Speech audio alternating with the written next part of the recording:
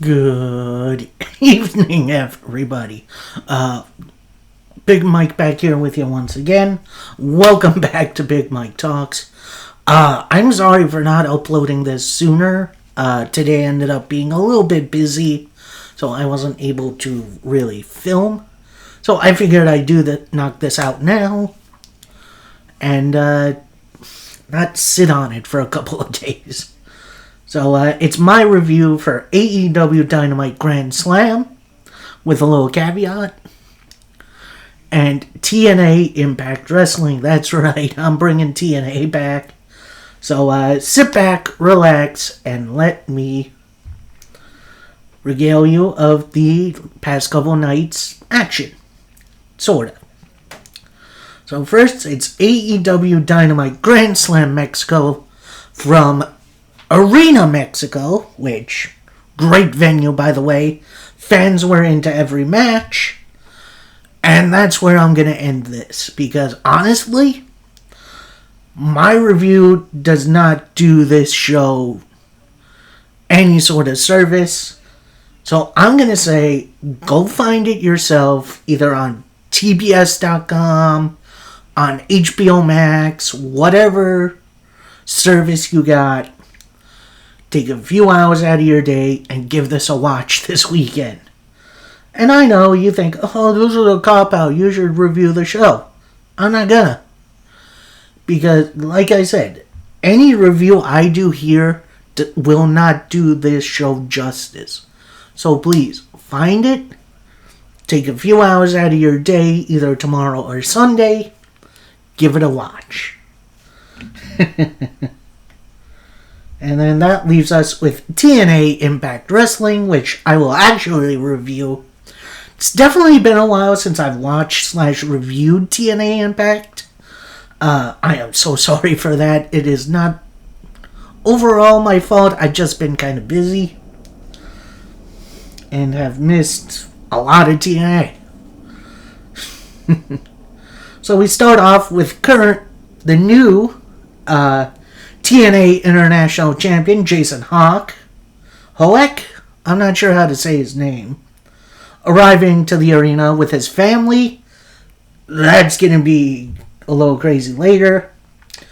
Our first matchup of the evening, you got Matt Hardy, in which they call him Matt the Broken Hardy, in which burn that with fire. That is... Just call him Broken Matt Hardy, please. Like, I don't know what I missed there, but good lord, that was just weird. As he takes on Ryan Nemeth, and I'm not going to say it was a bad match, but it was a little boring. Like, you can see Matt, the years are catching up to Matt. He's not as nimble as he used to be.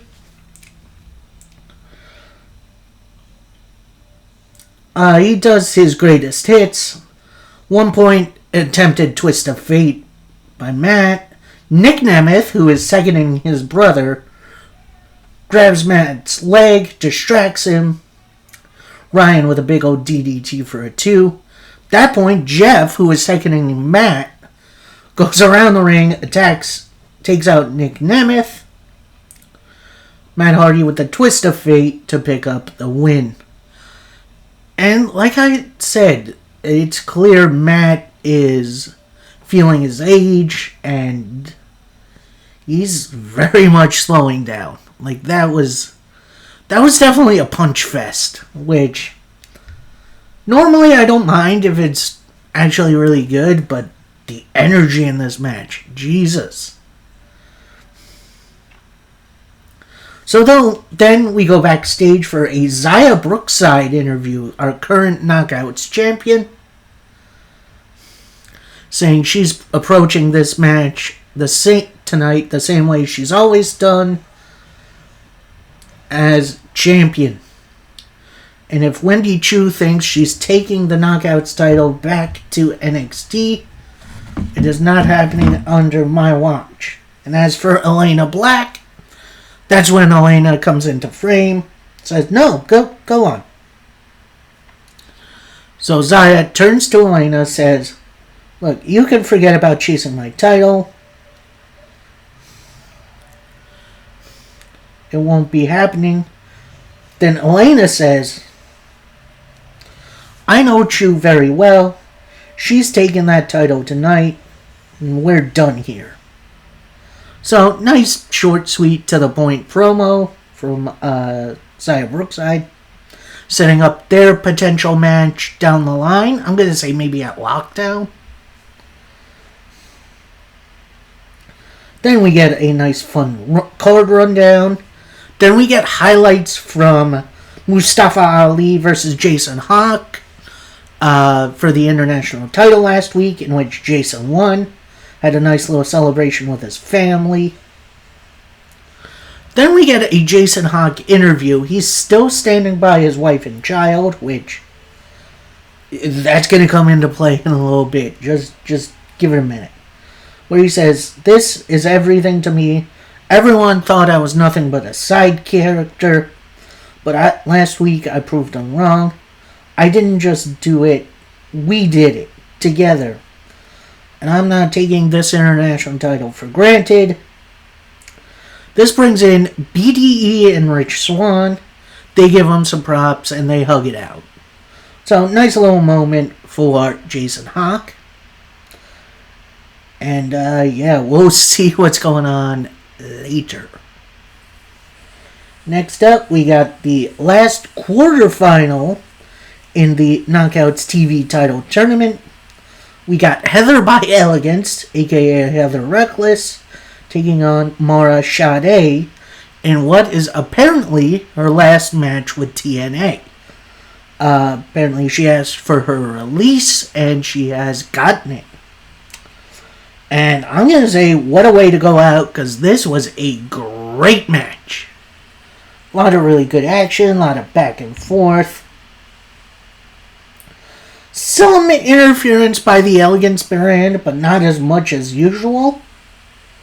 Although they did cut a lot to the concierge, who apparently is, wearing protective shades now, which is weird.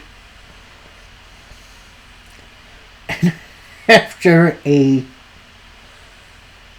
Heather pulls Sade from the top rope via some weird arm pull thing, and then a straight down drop kick, or a double stomp from the top.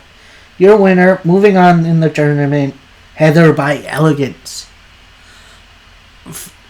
Having a double stomp as a finish is very weird. I would have liked to see Heather finish with an actual finisher. I'm not sure what it would be, though. So next, we go backstage for a Moose promo, saying, "The nicknames I have acquired over the years isn't just a nickname. There's a reason I'm so respected. This company knows I'm reliable. Kazarian, you go by the King of TNA, but you haven't earned that nickname. But at Lockdown, you got an opportunity to earn it. And I promise you'll find out why I'm called the Wrestling God. Why I'm face of the franchise." Then we get a nice little ad break. Come back. Jason Hodge is in the locker room with his wife and child. He kisses them goodbye, walks off frame. Mustafa Ali walks in frame, sits down right next to him, says to his wife, "Hey, don't be scared. We're all family after all." Especially after his contract wasn't being renewed. I handpicked Jason to be in Order 4, and it hurt. He didn't hurt me because he won the title. He hurt me because he bit the hand that fed him. Don't hate me because I gotta do this. I gotta take your title from your dad that he took from me. No matter what happens to Jason, I'll take care of you guys. Yo, what? The creepy factor, obviously there. Jeez, that is some fighting words. And they almost get into it later. We'll get into that one. But, yeah, Ali. I am loving the direction Ali is going in. He's like, close to breaking. Order 4 is really close to just shattering. It's a great story. So next up, supposedly, is Casey Navarro versus Brian Myers. They get things going. After a big dropkick, Casey is about to hit his finish. But Bear Bronson, who's on the outside, trips Casey. The ref sees it. He throws him out of the match, but Bear's refusing to leave. At that point, Ricky Sosa comes out, attacks Bear with a chair to the back, and fights him to the back. Then Casey with a arm drag into a 305. And as he's going for the pin, Eddie Edwards comes in and attacks Casey. So the match gets thrown out. Then Fabian Aichner runs out to run the system off. And then we get Santino Marella coming out saying, enough is enough. System, you guys have done nothing but bad things, and I'm sick of it. You two want to get involved? Well, now I'm making this a tag team match.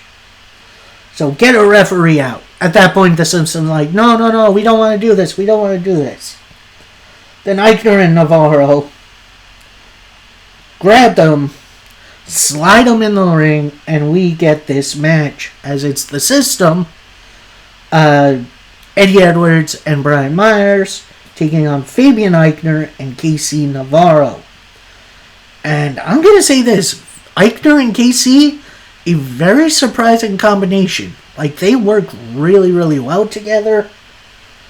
Definitely some interesting doubles moves. But at that point, after a super kick party, in which actually it was a power bomb, Eddie hits Aichner with a Boston knee party. Casey hits him with a super kick. Everyone's down. At that point, Alicia Edwards, who is ringside, grabs Kenny the Kendo Stick, who is Eddie Edwards' friend, slides him in the ring to Eddie, and then Eddie with a big old stick shock to both Fabian and Casey, with Alicia distracting the ref. Then Eddie with a big old package pile driver, which that was impressive, to pick up the win for the System. At that point, Bear Bronson comes back out. They surround Casey Navarro, but Ricky Sosa runs them off again. So it does seem like we are getting the System, at least members of the System, versus Aichner, Casey, Ricky Sosa, and Ricky Sosa for a potential Lethal Lockdown match, which it's definitely been a while since we've had one of those. I am excited for that.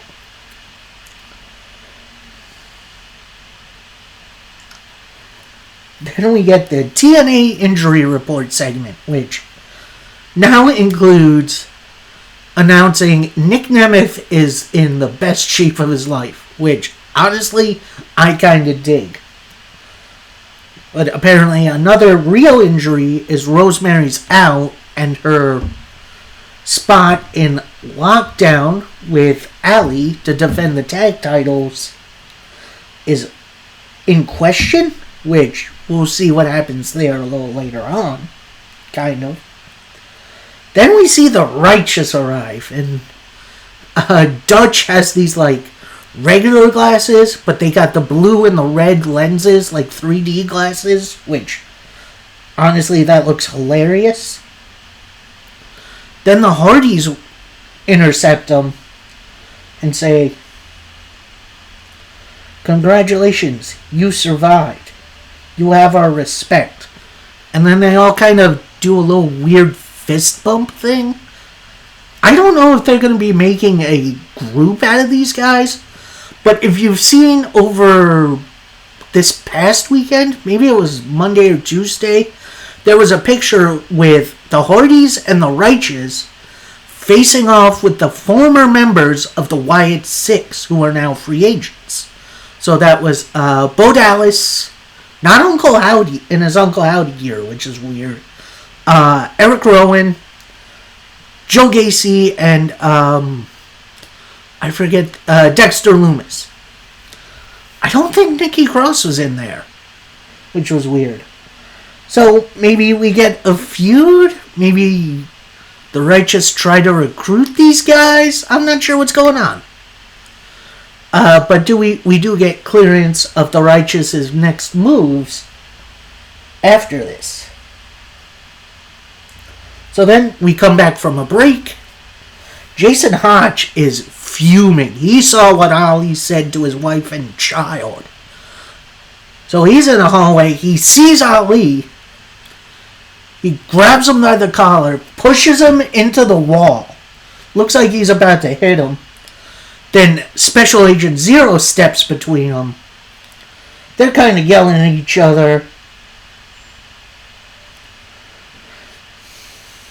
Then John Skyler says, "Look, I got something to say. You're stupid." Then it looks like Hawk and Skyler about to go at it. Then security holds them back. Then Ali looks straight at Hawk and says, "Chicago at lockdown in a steel cage.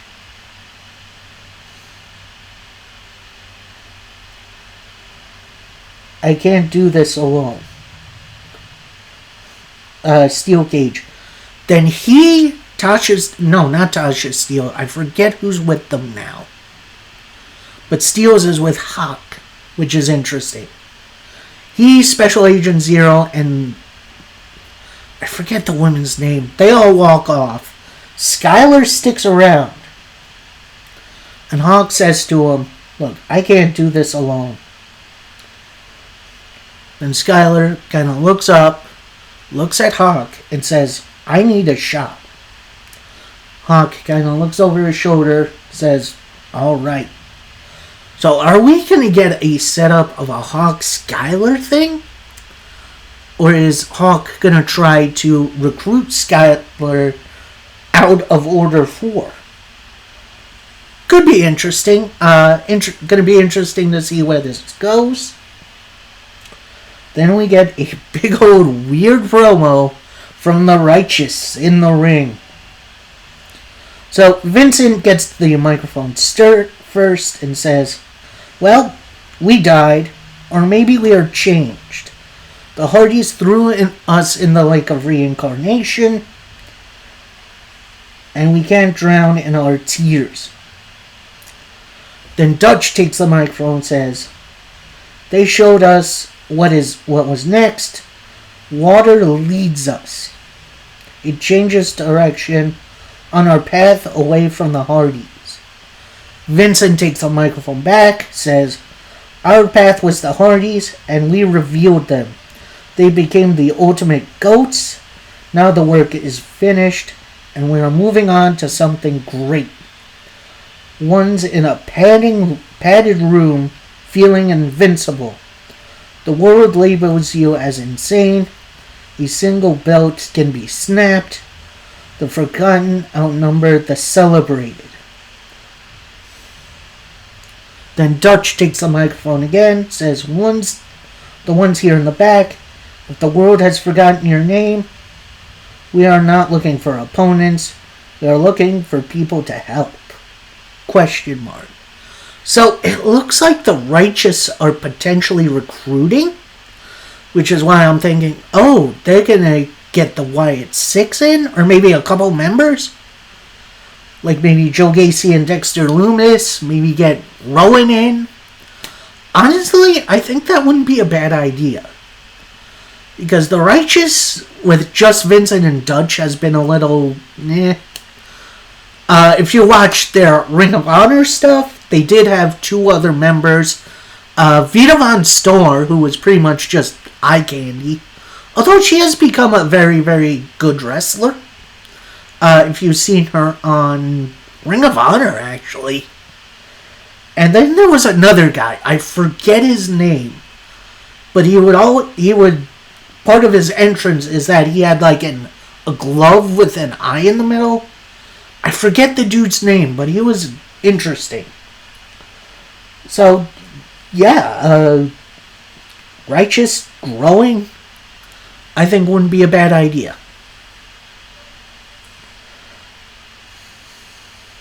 So next we see Harley Hudson and Jada Stone in the back.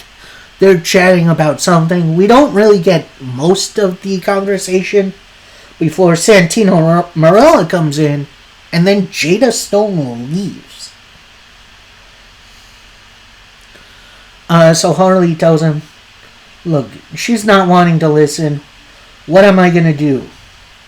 Then Alicia rushes in and just starts, screaming almost. You see what happened out there? That's bullshit. You need to do something about this, Santino. So Jada Stone comes back in, gets into Alicia Edwards' face for a minute. Then Harley steps up, and then Alicia says, you think you can beat me? I got more important things to take care of tonight, but I'm going to beat you. I'll see you in the ring, kid. So, nice, interesting setup for a future matchup. Then we see what I was talking about at the top of the show. We see Allie. She's in the back in like this weird pre-recorded thing. She's kind of walking in the back. I think she's looking for Rosemary, potentially. But then she finds this room, all lit up in red. She goes in. Then she finds a table. All laid out on the table are different tarot cards. If you don't know tarot cards, they're like... Actually, I don't know if I really know what tarot cards are. But they're like future predictors. They're used in like corny stuff. Which honestly, seeing them in wrestling, it kind of makes sense. So then she goes over to the table, picks one up, doesn't show what suit it is. I guess suit, picture, whatever you want to say. Then looks straight down the camera, and the screen cuts out. So, yeah, I guess we're getting a replacement for Rosemary at Lockdown. The main people I've been seeing, it's going to be her, it's going to be Kylan King, it's going to be someone else. Honestly, I think it could be a couple people. One, maybe it could be Allie Katch. She has done some work in TNA/Impact for a little bit. Not a super long stint, but enough to be in the zeitgeist a little bit. Honestly, here's what I'm thinking it could be. I think we get Taylor Wilde, who was the last knockout to really utilize tarot cards. But it's not going to be her. I think she's going to reintroduce Kylan King. And honestly, I only say that because I miss watching Kylan King wrestle. She is super underrated. And then her getting hurt just was devastating. So that's my little kind of prediction. We'll see what happens. Next up, this very weird match. I don't even think I can call it a match. It was so weird. It's the hometown man who is wearing a Philadelphia Eagles like lime green old school Saquon Barkley jersey taking on AJ Francis. And as soon as the hometown man hits the ring and the bell rings, AJ Francis with a TFL spear. He takes off the Saquon Barkley jersey, spits on it.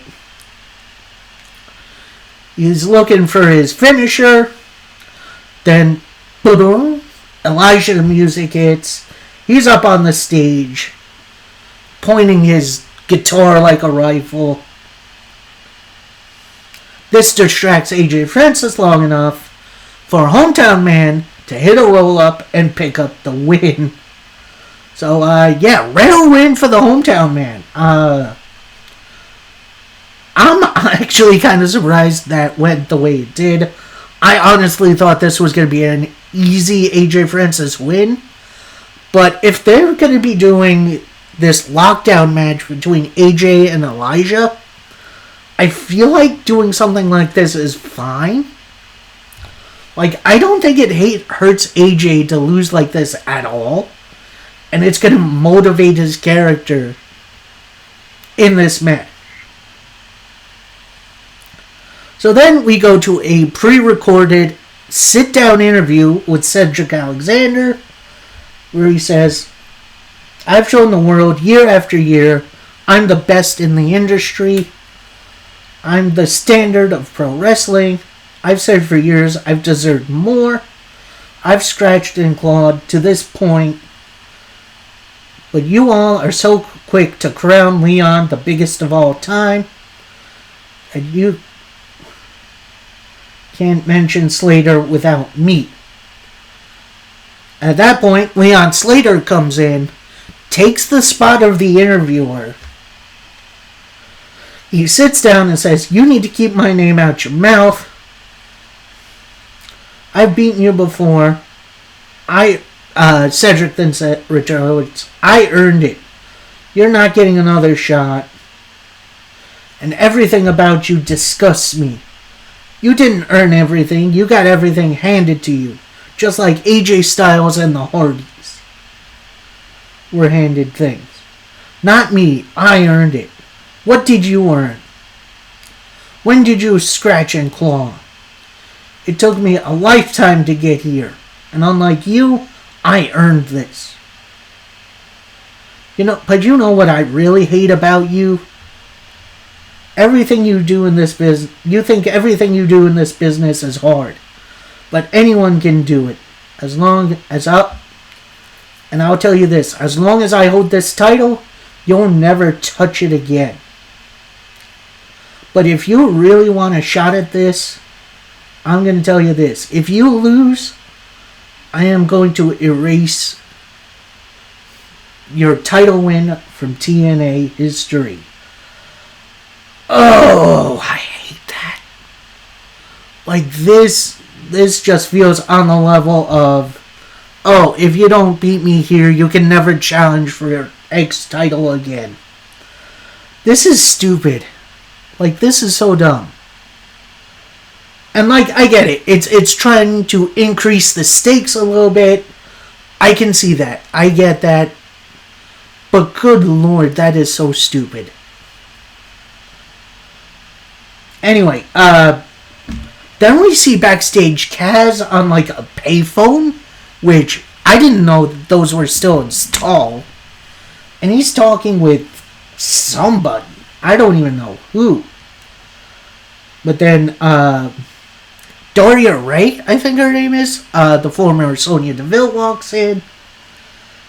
Kaz hangs up. And Daria says, I hope you heard Moose earlier because he challenged you to a match at Lockdown. It'll be face of the franchise versus the King. Although she's doing some weird shit. Like she's talking to him upside down and whatever. Like that's weird. I don't know what's getting into her. But then Cass says, I know box office. Okay, I'll do it. But I'm going to do it on my terms. I want the steel cage match. And all that all high stuff. Are we about to get Elevation X? Because I'm going to tell you, I hated Elevation X. I'm definitely scared of heights. And that match did not help me at all. Even if I've never been on that structure, that shit scared the heck out of me. So anyway, Kaz continues, Moose, I know you're watching and listening. On the bottom is there's a hierarchy here. On the bottom is you, the face of the franchise. looking up at the top at the king. And at Lockdown, you'll find out why they call me the king of TNA.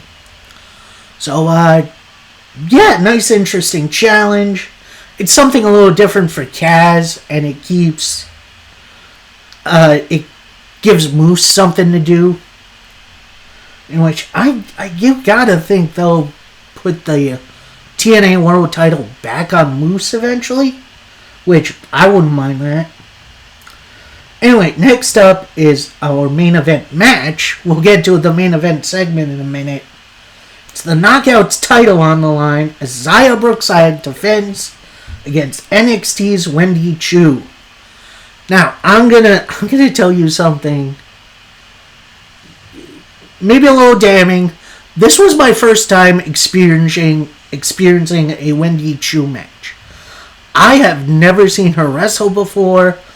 I'm not really a watcher of NXT, at least since they, became NXT 2.0. I did watch that first episode, and that was not my thing. But I'm going to tell you here, she has earned my respect. Like, I enjoyed the chemistry these two ladies had together. I guess they've had some matches. Maybe, I don't know. I don't think Xia was in NXT long enough. I don't think she was ever in NXT. Anyway, like I said, these two had some great chemistry. Real good back and forth. Near the end, Wendy locks in the snooze button, which is a great name for a submission.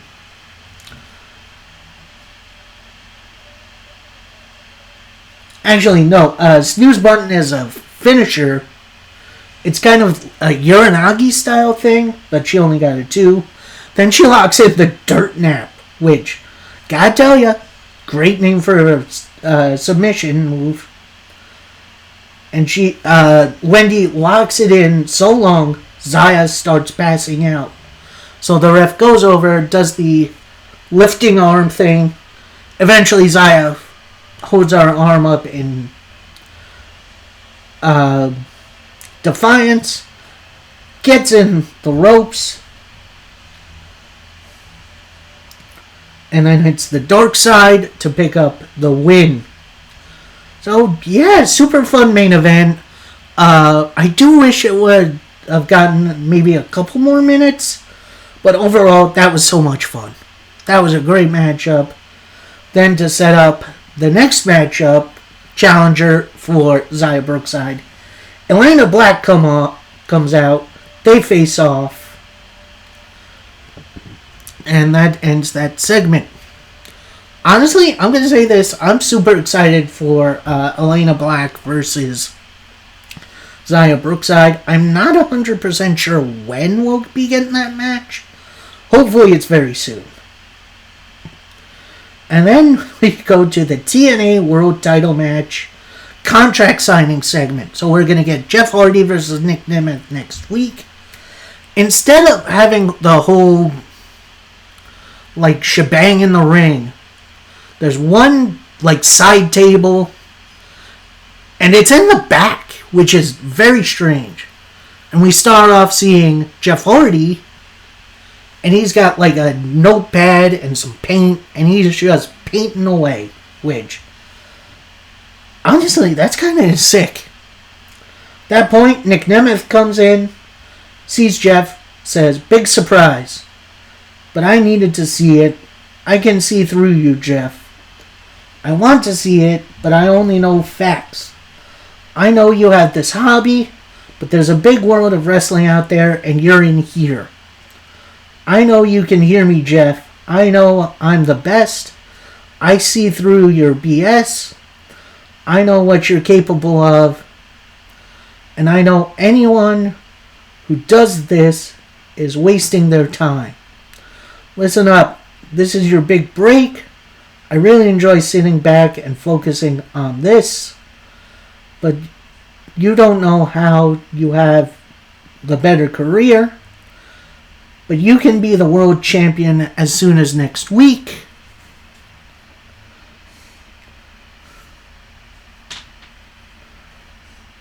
but not while I'm here. At that point, Nick, who is holding the contract for the match, opens it up, signs it, tosses it on the table in front of Jeff. Jeff finally acknowledges the world around him, picks up the contract, signs it, closes it, puts it back on the table, picks his painting back up, continues going. Then Nick looks right at him and says, "That's it? I know this is the last time. When I beat you, I become best in the world." And then it just cuts. I do feel like there was supposed to be a little bit more to that segment, but honestly, that was a great setup. It wasn't the usual, pro wrestling contract signing where they're out in front of the people in the ring and then someone gets put through a table. It was pure mind games by both sides, with Nick Nemeth just yapping away, but Jeff, calm, cool, collected, in his head, just painting away in his own little world. And honestly, I kind of dig it. I do hope this match next week is really good because, yes, like Nick has said, we all know what Jeff Hardy is capable of. He is capable of such great stuff. And I hope he brings it next week. So, that is my review for TNA. A really, really good show that has a bit more build for Lockdown. And it's making me excited to not only watch for next week, but also watch Lockdown, which should be a ton of fun. And, that'll do it for me. I hope you guys enjoyed. Sorry for no real review for AEW Grand Slam Mexico, but I really think you guys should go see that for yourself. So, that'll do it for me for tonight. Coming Monday will obviously be my reviews for NWA Power, MLW, Fusion, and maybe AEW Collision. It depends. I actually have some plans for Sunday, which is usually when I watch those. So, sit tight for that. More than likely, it's just going to be Power and Fusion, but we'll see. And until that time, happy wrestling, everybody. Peace.